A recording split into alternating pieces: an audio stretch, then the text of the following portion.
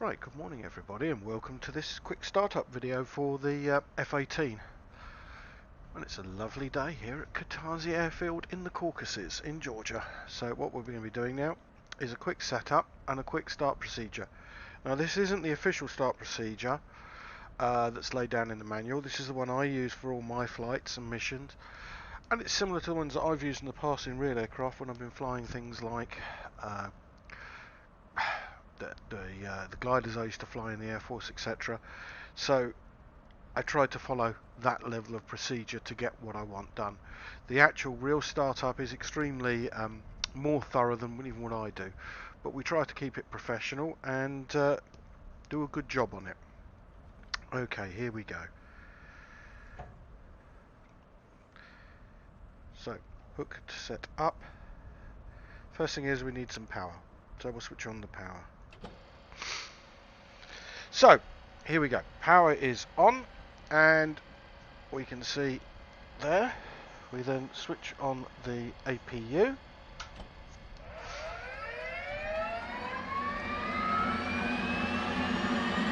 Wait for the light to come on. Now, I personally found that starting the engines first is the best way of handling the F-18, as it builds up all the systems and provides all the power you need to start everything else.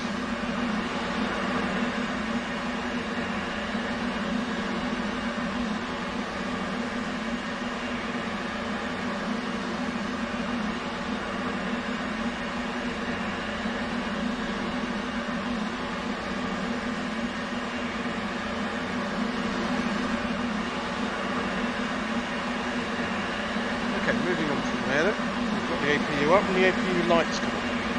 Now the next thing we need to do is to turn over and crank the engines. Now I go right and then left, so that's just the way I handle it. So I throw a switch on my porthole joystick, you'll see crank switch move. Now if we look over here we can see the speed beginning to build up.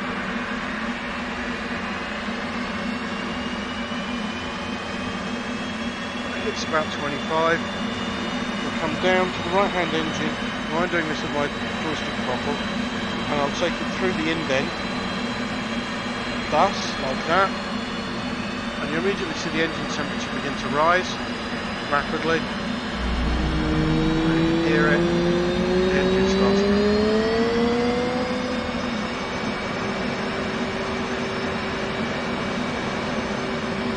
Right, let's do the other engine. Roll left, Same roll left. procedure. Flight controls. Flight controls.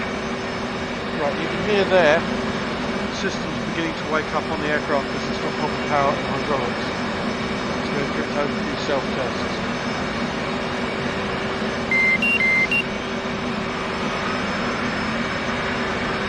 Right, so we're cranking left now. Build up. Right. Forward. Now this should bring both the engines up. At this point, we could go to the ground crew, and we'll do that now, and just load the aircraft up. Now I'm going to rearm and refuel for an anti-aircraft mission, or an intercept mission, or a patrol along the border. I'm going to change my camouflage to something a little bit more ups.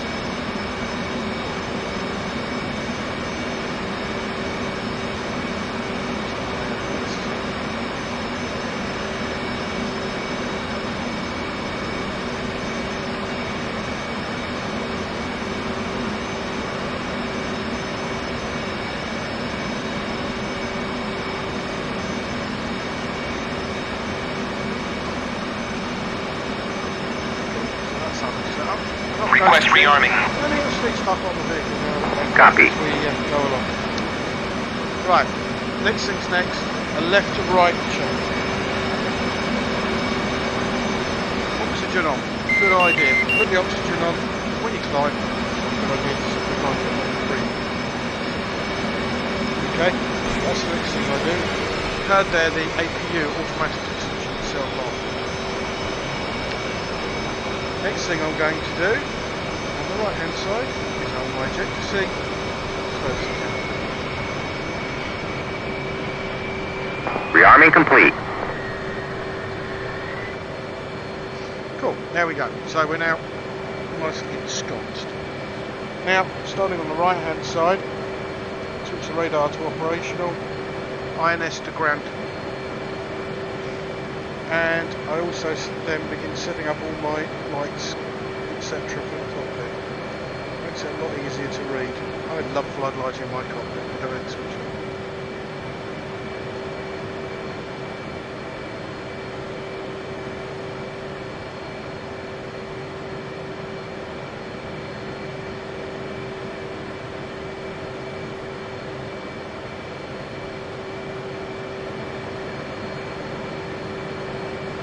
Okay, moving a bit further forward, just have a quick look.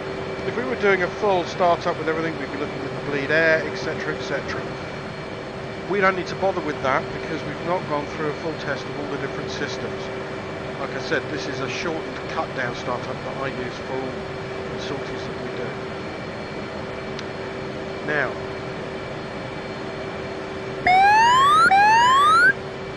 next thing I do, set the radar altimeter. A lot of the missions we fly are at low altitude, so I would set the warning at 100 feet.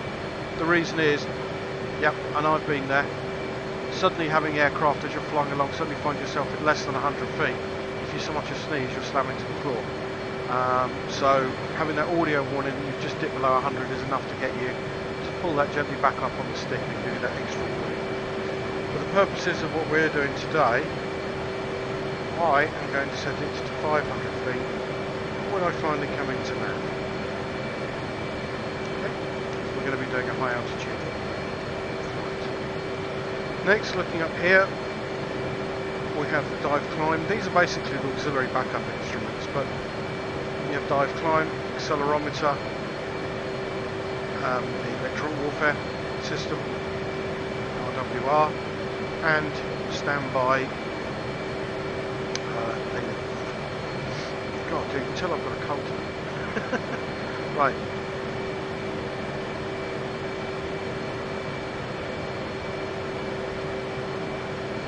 Okay, that's everything switched on now. I'm just going to set the pressure for the altimeter. So one quick check, artificial horizon good. That's not switched on yet, we will do that in a second. Okay. ECM, I switch it to receive. I don't like to broadcast anything while I'm out there. Dispenser to bypass. We're pretty much ready to go. Just switch it. Lots of chirps there as we start that up. Next, get the eyes, we'll put them on.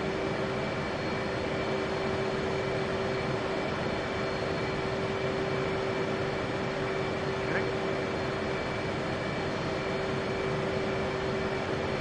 And you'll immediately see it starts to bring some interesting data up. Go to menu, and I select electronic warfare, and I put that up on the HUD. The reason I put that up on the HUD is later on, as we'll find out, a lot of important information gets displayed on there. Okay, now I do switch this from HSI mode to SA. The reason being for me on that one is that SA in air-to-air combat gives you a lot more help, particularly once we've set up a few other systems. That goes well beyond this video, but SA is what I set up. And I also put waypoints on, I sequence them. I won't select the auto because it won't go at the moment because we're not in a position for it to do it because we're using our system to the finger. It doesn't know where it is basically. Right. UFC, there's a few jobs we have to do on there now as part of the startup. The first thing we have to do is get the data link on. Data link on, and it's set to 127. If it's not a 127, that's the default. We tend to use 127 only, so if it is anything else, I set it to 127. This will allow us to directly communicate with all the other aircraft in the group, plus anything else like the AWACS, which has got it set up in the correct way. This really assists with what's below us in the SA when looking and hunting for aircraft, SAMs, and everything else that's going on around you. So data link, vitally important. We also use it a lot formation flying, particularly when you're fairly loose and in bad weather, you can maintain a pretty good view of what's going on. Along with that, I switch on the IFF. And the reason that is, once again, it not only helps identify who I am, so everybody else around me is a friendly, when we're looking at the hostile situation, it allows us to find out whether or not somebody is hostile. There's a whole video on that. I would recommend the this video, it's very good. Next we will switch on the attack radar. Switch it to silent. There's no actual point in actually broadcasting where you are to the whole planet. Stores.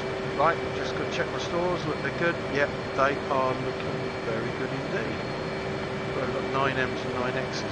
Shouldn't change that. Okay, so we've got everything set up on this centre display now. Everything is done how I like it done, ready for the flight. So we continue down the left-hand side here. Check the flaps. Flaps are good. I do a physical check with my hand on my own control to make sure it's right. Landing lights are on. Anti-skid is on. Hook to bypass on the field. It's actually defaults down to carrier. Well, can't see an aircraft carrier, so we're on a field. I also at this point, I know this might seem strange, but I actually release the brake at this point. We're on perfectly flat ground, and otherwise I tend to forget. So as I go around. Next, formation lights are on. Nice and bright. Check all the way down here. Next thing is critical. Reset the flight controls, and immediately you see a lot of stuff that was on the display there vanished because the aircraft is basically now the flight controls have had chance to be reset and set up for flight, no matter where we were.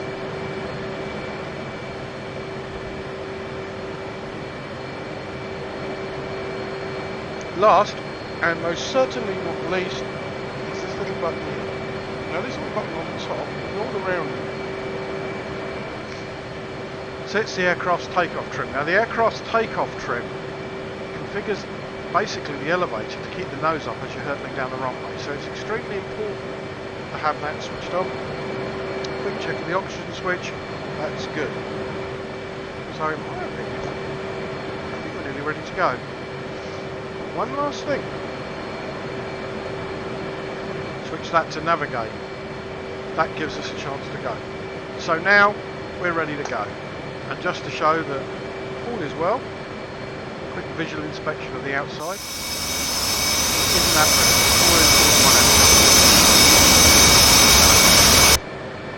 brilliant? Right, well thank you very much, and hope to see you again sometime.